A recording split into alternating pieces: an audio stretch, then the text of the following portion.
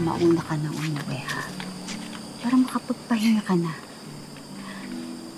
May tatapusin lang ako sa koprahan. Opo, Nay. O kayo din po, ah. Naku, maaga pa po kayo bukas sa korte. Umuwi na rin po kayo. Kaunting tiis na lang, anak.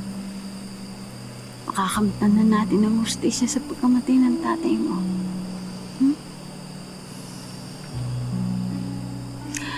Lagi mong tatandaan, mahal na mahal ko kayo ng apo ko.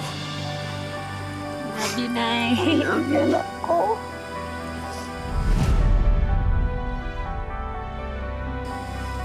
Ingat po kayo, ah. Ikaw ang mag-iingat at Tapusin niyo na iingatan po mo. yan. Oo, tatapusin ko muna yung gagawin ko sa koprahan. Sige po.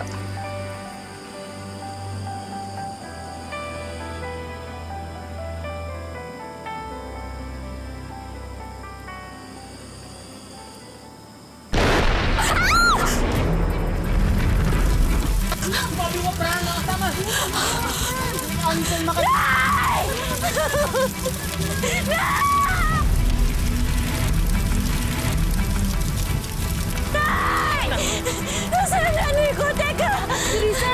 Pinudugo ka! Nay! Nay!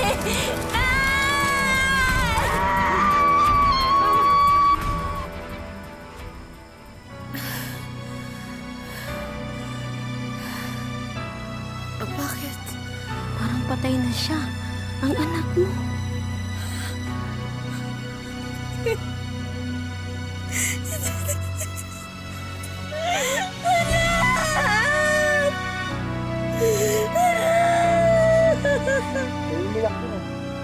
Natin.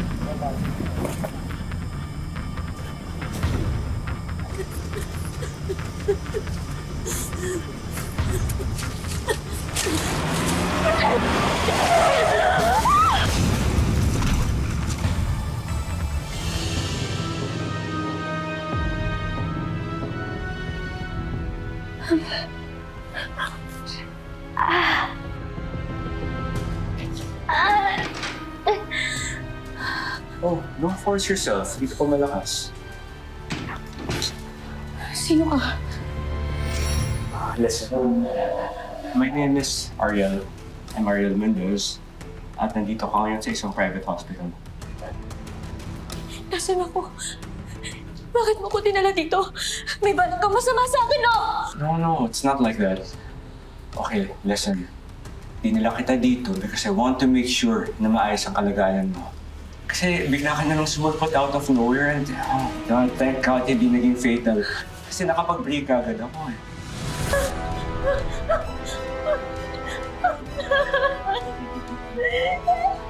Aray ko! Don't stress yourself. Aray ko! Nurse! Si Ariel na nga ba ang daan tungo sa bagong buhay ni Teresa para sa binabalak niyang paghihiganti? Ay.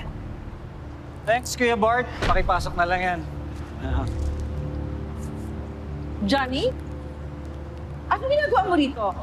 Bakit pauwi ka? Hindi pa tapos ang school term mo, ha? Ma, aren't you happy I'm back? Sinunod naman kita eh. Pumunta ako ng States. Mas gusto ko lang talaga dito. O tao ang dahilan?